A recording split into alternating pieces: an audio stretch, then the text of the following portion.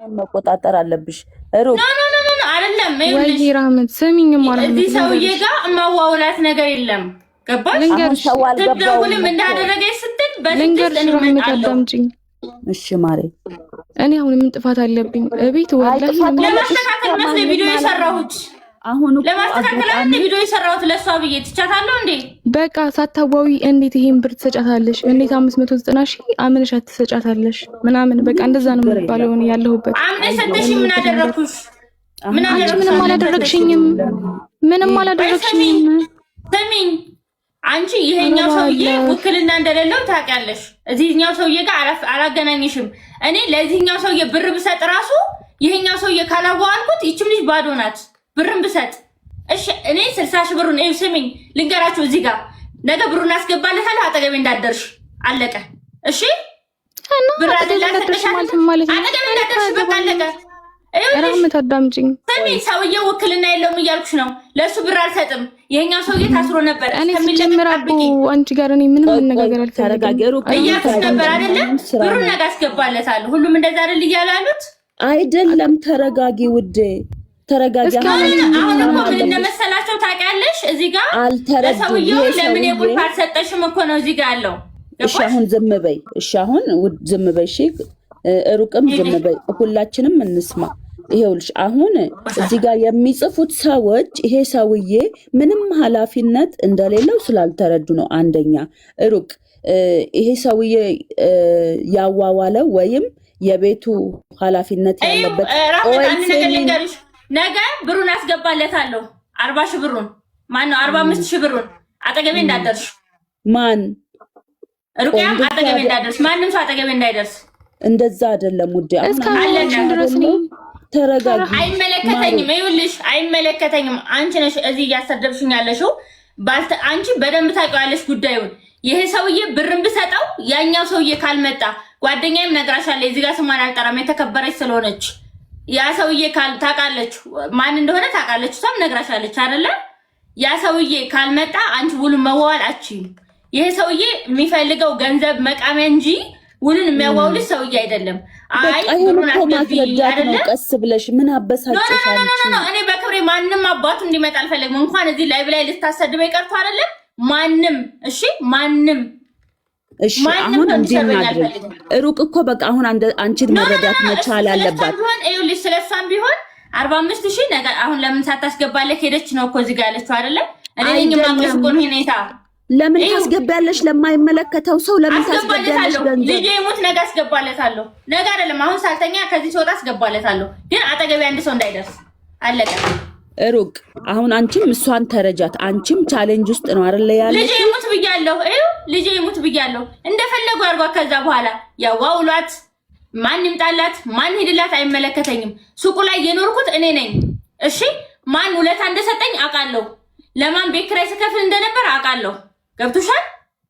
ይሄ ሰውዬ ነገ ደብተር ይዞ መጥቶ ማን አከራየሽ እንደሚላት እርግጠኛ ነኝ። እሺ አሁን እንዴ እናድርግ እኮ ባለቤቱ ዋናው አንቺ የቤት ዛሬ አስገባላታለሁ። በቃ እሺ አሁን 45 ሺህ ብሩ ቢገባም ነገ ደግሞ ነገ ነገውን ለማስተካከል እኮ ነው። ነገውን ነገር ለማስተካከል ዛሬ ደግሞ የምትፈልገው አሁን ማለት ነው። አሁን እሷንም ትረዳት። ይኸውልሽ እሷ በደንብ ታውቃለች ማን ወኪል እንደሆነ። ጓደኛዬ በደንብ ታውቃለች ሰውየውን። እዛ ሱቅ ያላቸው ሰዎች ያውቃሉ በደንብ ማን ውክልና እንዳለው፣ ማን ሊያፈራርማት እንደሚችል፣ ማን ምን ሊያደርግላት እንደሚችል በደንብ አስረግጣ ታውቃለች። አይ ለሰውየው ብር ስላልገባለት ነው ብላ አይደል እዚህ ጋር እኔን ያሰደበችኝ። እኔ በክብሬ ማንም ሰው እንዲመጣ አልፈልግም። ማንም አልሰደበሽም። ቲክቶክ ላይ ሁለት ዓመት ሆነኝ። ማንም ሰው ሌባ ብሎኝ አያውቅም። እሺ ለሷም ያደረኩትን የሆንኩትን እኔ ነኝ የማውቀው። ስንት ከስሬ ስንት ጥዬ ስንት ነገር ትቼ እንደመጣሁኝ። ስለዚህ እስኪ ስሪበት አንቺ ያን ሱቅ አንቺ ስሪበት ከቶ ነገ ጧት እኔ 40 ሺህ ብሩን አስገባላታለሁኝ። ነገ ጧት አይደለም አሁን ሌሊቱ ነው አካውንት ስላለኝ 45 ሺህ ብር አስገባለታለሁ። ለኔ ብር ምንም ማለት አይደለም። ስሚኝ እንደዛ አይደለም። ስሚኝ ራህመት አንዴ ስሚኝ። እሺ ቆይሽ በአላህ ምን አድርጊ ነው የምትለኝ? አሁንስ እንደዛ ውዴ፣ አሁን አንቺ በጣም ተረጋጊ። ሩቅ አንቺ ተረጋጊ። እኔ እኮ አንቺ በጣም ተረዳሽ መስለኝ ነበር እየሄድኩ ያለው። ምን ብዬሻለሁ? እኔ በ6 እመጣለሁ። ተረድቼሽ ቁጭ ያልኩት እኔ እኮ ቁጭ ያለሁ እኮ እኔም የ10 ቀን ክራይ አለኝ ስመጣ አይደለ? የ10 ቀን ክራይ አለኝ። ምንም ማለት አይደለም። የ8 ቀን ክራይ ከፈራሽ ቁጭ በይ። እኔ እመጣለሁ። ልጆቼን ቦታ ላይ ትምህርት ቤት ላስመዝግብና እመጣለሁ። ቁጭ ብያለሁኝ እኮ አያገባኝም። በቃ አያገባኝም። ምንም አላረገችልኝም። ማስተካከል ያለባት ያልሽው በብሩ ምክንያት ነው አይደል? 45,000 ብር ለዚህ ሌባ ሰው እያስገባለታለሁ። አንቺም ራስሽ ጨርሺ። የሚመለከተኝ ጉዳይ የለም። ያፈራርምሽ እሱ። እሺ ዝም በይ አሁን፣ በቃ ዝም በይ አሁን፣ ዝም በይ። ለምን ተሰደብኩ እኮ በሷ ምክንያት። የሰደቡኝ ማታ አላየሽም እንዴ? ማንም ነክቶት አያውቅም። ውሸት ነው እንዲያወራሁት ታዲያ። ይኸውልሽ ውሸት ነው። ወኪል እንዳልሆነ አታውቂም? ወኪል እንዳልሆነ አታውቂም? ከኔ ውጭ ሌላ ሰው አልነገረሽም? ይህን ብቻ ንገሪኝ። ቆይ ከኔ ውጭ አልነገሩሽም? እና ሀዩ ምናምን አልነገሩሽም ወኪል እንዳልሆነ? እኔ እኮ ወኪል ይሁን አይሁን የቤቱ ኪራይ ይሁን ማን ይሁን እማውቀው ጉዳይ የለኝም እኮ። ተነግሮሻል። ማን ጋር አገናኝተሽኛል? እሺ ከሰውየው ጋር ላገናኛችሁ ስትልሽ ከሰውየው ጋር የመገናኘቱ ቻንስ አልነበረም። አንደኛ ቀረች፣ እሷ ቀረች። ወይ በምክንያት ቀረች። ሁለተኛ ቀን አንቺ ሰውየውን አገኘሽው፣ በሆነ ቀን ደግሞ እሷ ስትመጣ አንደኛ። በሌላ ፊት በተያያዘ ሰውየው የሚገርምሽ የኛው ሰውዬ በጣም ጥሩ ቀሙዬ፣ ይቅርታ እኔ እንትን አደርግላታለሁ በዚህ ቀን እንገናኛለን ሳይችል እንኳን ሲቀር ይቅርታ ዛሬ ስላልተመቸኝ ነው። የሆነ ቀን ደግሞ እሱ ቀጥሮን እሱ ሀይቅናት ስደውልላት ገና አልተነሳሁም ማለት። እሺ እስቲ አሁን እናድርግ ቤተሰቦቻችን፣ ወይ እንደዚህ እናድርግ ውዴ ከቻልሽ። አሁን ይሄ የሚያዋውለው ሰውዬ ውል ያለው ሰው ማስረጃ ያለው ወይም የቤት ኪራይ የምታስቀምጠው አሁን እዛ ጋር የሚሉት ማለት ነው። እሷ ምን እንደሆነ ታውቂያለሽ? በቃ የመሰላት በዚህ በ45,000 የእሷ ውል የቀረ ነው። አሁን እንዲናይልሽ እናንተ ያልተረዳችሁኝ ልንገርሽ፣ የምታከብሩኝ እዚህ ጋር ያላችሁ ስለሰደቡ ሰዎች ምናምን አይመለከተኝም። ገደል መግባት ይችላል። ቲክቶክ ራሱ ገደል ይገባል። ከኔ ክብር ለምን 300,000 ሰው ገደል አይገባም? ለምን አይቀርም? ውዴ ልንገርሽ፣ እስኪ አንዴ ስሚኝ ራህመት። እኔ በሷ የተናደርኩት ለምን እንደሆነ ታውቂያለሽ? በደንብ አስረድቻታለሁ። ቀጥሬያት ቀርታለች። ይሄኛውን ሰውዬ በደንብ እያናገርኩት ነው። ይሄኛው ውክልና ያለው ሰውዬ የመጨረሻ ቅን፣ የመጨረሻ ጥሩ፣ አንዲት ቃል ያልተናገረኝ ከጀመርኩ ጀምሬ መስጠት እንኳ ካለብሽ እኔ ጋር አገናኝተሽ ቀመር ያለኝ ራሱ ያልሰጠሁበት ምክንያት ራሱ ምን ብለሽ እኔንም ጓደኛዬንም ምን ብላችሁ ነው እኔ ሳላቅ ያለኔ እውቅና ለሱ የቁልፍ ልሰጡ የተስማማችሁት? ገባሽ? እንዴት ተስማማላችሁ? የቁልፍ ልሰጡት ለሱ ብሎ በስነ ስርዓት ተገናኝተን እሱንም ጠርቸው አብረን እናወራለን። 2 ቀን እሱ ሲደውለት አያነሳም። ያው ልክ ስላልሆነ የጠየቀው ማጣይ። ገባሽ? በስርዓት ነው ያወራኝ ተጀምሮ እስከሚጨረስ እንደሚያዋውላት እሷን ማለት ነው።